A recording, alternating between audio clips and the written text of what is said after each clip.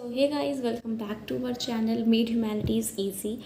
In this video we are going to study further, that is cultural and educational rights, which included in the article of 29 to 30. The 29 article conveys a view that protection of language culture of minorities, मतलब कि हमें protection है language की, हम किसी भी language को adopt कर सकते हैं, हम सुरक्षित हैं उससे. कल्चर, किसी भी कल्चर ऑफ माइनॉरिटीज़ जो भी कल्चर अपना रही हैं उन सब के किसी भी चीज़ से we have free right of minorities to establish educational institutions.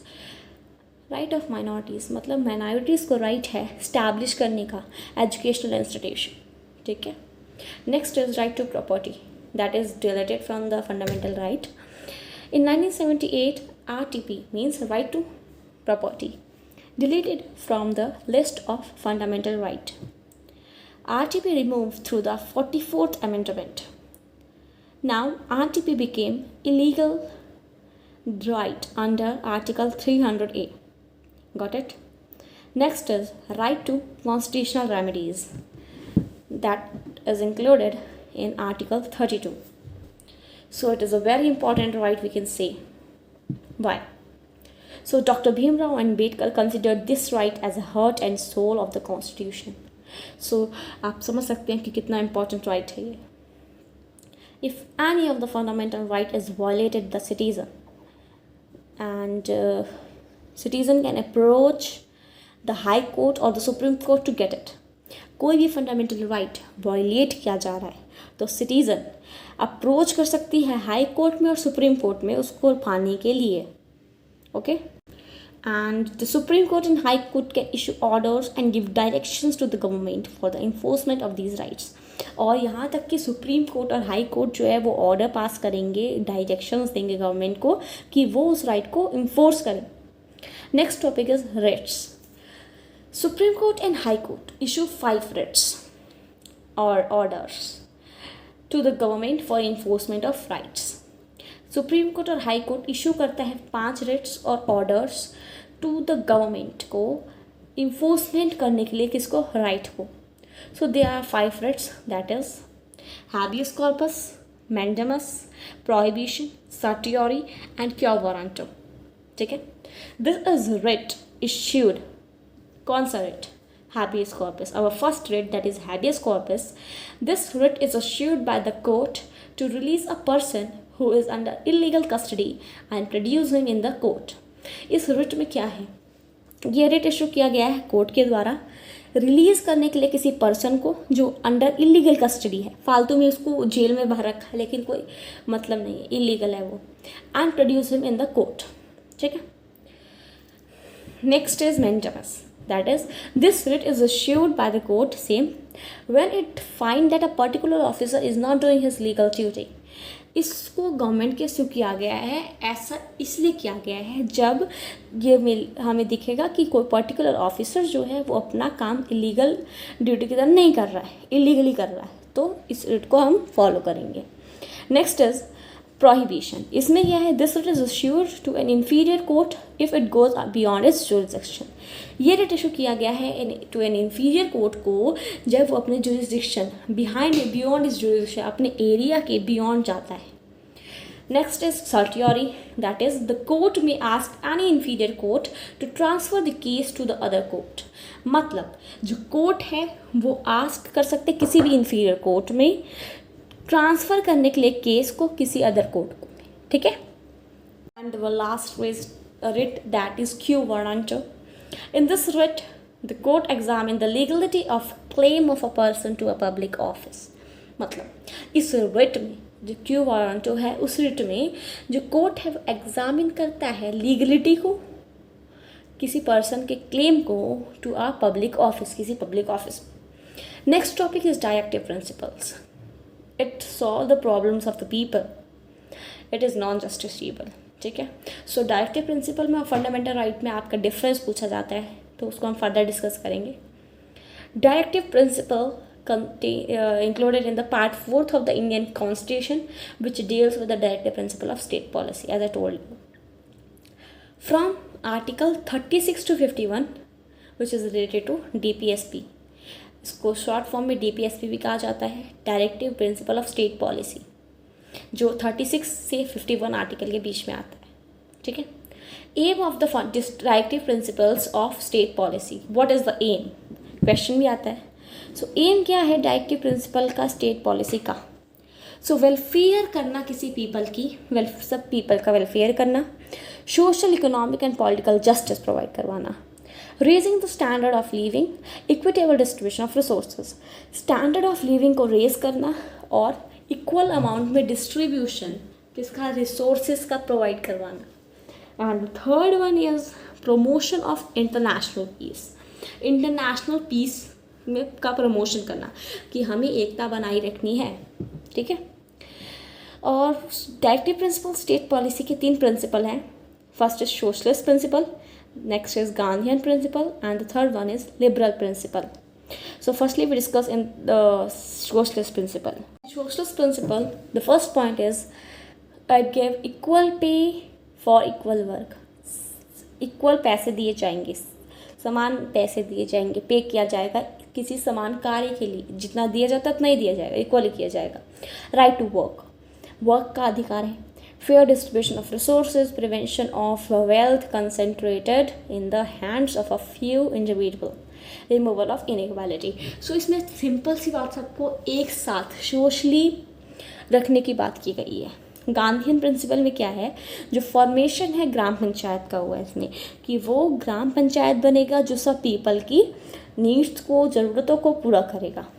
Next is to encourage cottage industries, cottage industries को बढ़ावा दिया गया, एनकरेज किया गया है।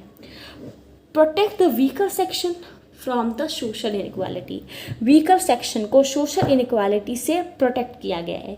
जो वीकर सेक्शन होते हैं उन पर दबाव रहता है मेजॉरिटीज़ का, ठीक है, जो बड़े लोग सेक्शन के होते हैं उनका। Eradication of alcohol and the drugs, eradication मतलब इरेडिक्ट किया गया है, अबॉलिश किया गया है एल्कोहल और अदर ड्रग्स को। Organise agriculture and animal husbandry, animal husbandry और एग्रीकल्चर को ऑर्गेनाइज किया गया है। Next part is liberal principle, इसमें क्या गया है, कहा गया है to form a secure uniform civil code, एक सिक्योर यूनिफॉर्म सिविल कोड बनाए रखना है। टू प्रोवाइड कंपल्सरी एजुकेशन दी जानी चाहिए between the 6 to 14 years of age childrens. To maintain international peace and security, international piece और सिक्योरिटी को maintain रखना है। Next is fundamental duties which is recommended by Swaran Singh committee, ठीक है। 42nd अमेंडमेंट इन 1976 में फंडामेंटल ड्यूटीज़ को adopt किया गया था, जो पार्ट 4th A में है, जो आर्टिकल 51A में इंक्लूडेड है। सो इसकी 11 ड्यूटीज़ है which should be followed by Indian citizen. So fundamental duties है हमारी कि दे ऑबे एंड रिस्पेक्ट, हमें ऑबे करना चाहिए और रिस्पेक्ट करना चाहिए अपने नेशनल फ्लैग और नेशनल एंथम का। To cherish and follow the noble ideas of our freedom struggle, जो हमारे फ्रीडम स्ट्रगल्स हैं उनकी नोबल आइडियाज़ को हमें मानना होगा, फॉलो करना होगा। To protect the sovereignty of India, हमें सॉवरनिटी जो हमारी इंडिया की उसको प्रोटेक्ट करना है by the foreign affairs. To defend the nation, अपने नेशन को डिफेंड करना है, बचा के रखना है अपने नेशन को। टू प्रोटेक्ट पब्लिक प्रॉपर्टी को सुरक्षित कर रखना है। To protect the common brotherhood among people, अपने भाईचारे को निभाए रखना है, उसको हमारे लोगों के बीच में हमेशा सुरक्षित करके रखना है। To provide the rich heritage of India, to develop scientific awareness and humanism among the people, scientific awareness और मानवता रखनी है, डेवलप करनी है पीपल के बीच में। to strive and all excellent in all individual and collective for development of nation, ठीक है। Parents should provide education for their children below the age between 6 to 14, 6 से 14 साल के एज के बच्चों को पेरेंट्स को ये करना है, उनको प्रॉपर एजुकेशन प्रोवाइड करवानी है। सो जैसे कि मैंने आपको पहले बताया था कि फंडामेंटल राइट और डायरेक्टिव प्रिंसिपल में डिफरेंस आता है, ठीक है। सो डिफरेंस इस तरीके से आएगा कि what is the difference between fundamental right and directive principle. So मैंने इधर 3 नोट्स बना रखे हैं डायरेक्टिव प्रिंसिपल और फंडामेंटल राइट्स के, डिफरेंस का रखा है। सो आप इसको लर्न कर सकते हैं। That fundamental right avoid the government from doing certain things, whereas directive principle allow the government to do certain things, Next, fundamental right protect the rights and interest of individual, whereas protect the directive principle protect the interest and welfare of the state or society. Fundamental right are justiciable, whereas it is non-justiciable. Fundamental right emphasis on civil liberty, but it emphasizes on social, economic, and political justice. The scope of fundamental right is narrow, whereas the scope of DPSP is wide. Okay. So our next topic is NHRC. NHRC की full form है National Human Rights Commission. Okay. So Human Rights declaration took place on 10th December 1948. Human rights का declaration कब हुआ था, place हुआ था 10th December 1948 में, और 1993 में NHRC was started in India. ठीक है.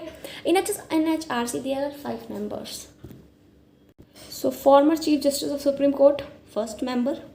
Former Judge of Supreme Court, second member. Former Chief Justice of High Court, third member. 2 members who have knowledge and practical experience in matters related to human rights. पहले तो chief justice supreme court के, former जज supreme court के, chief justice high court के, और 2 ऐसे member जिनको knowledge है और प्रैक्टिकल एक्सपीरियंस है जो मैटर रिलेटेड होते हैं ह्यूमन राइट से. बिकॉज ह्यूमन राइट में आपको ह्यूमन राइट कमीशन में काम करना है तो आपको ह्यूमन राइट की बेसिक नॉलेज होनी चाहिए, प्रैक्टिकल एक्सपीरियंस तो ज़रूर होना चाहिए. Okay. And main functions of NHRC क्या है?